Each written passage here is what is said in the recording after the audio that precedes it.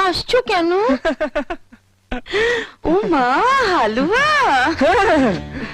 মোনা বানিয়েছে বুঝি? মোনা হালুয়াটা যা বানায় না, একবার খেলে সারা জীবন মুখে লেগে থাকবে। সার্ভ দিয়ে ধুইলে উঠিবে না। আপনি আগে টেস্ট করুন আন্টি। আমি কেন? তোমার জন্য বানিয়েছে, তুমি খাও না। আন্টি প্লিজ, আপনি আমার গুরুজন, আপনি না খেলে আমিও খাবো না। দেখেছিস গুরুজনদের কিভাবে রেসপেক্ট দিতে হয়, শেখ। একেই বলে শিক্ষা। খাই বলো।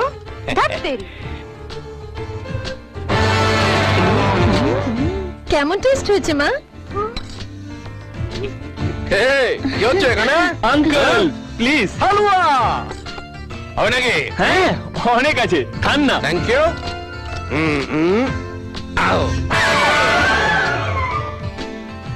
তোমরা দুজনে মিলে সব শেষ করে দেবে নাকি? ওর জন্য কিচ্ছু থাকবে না।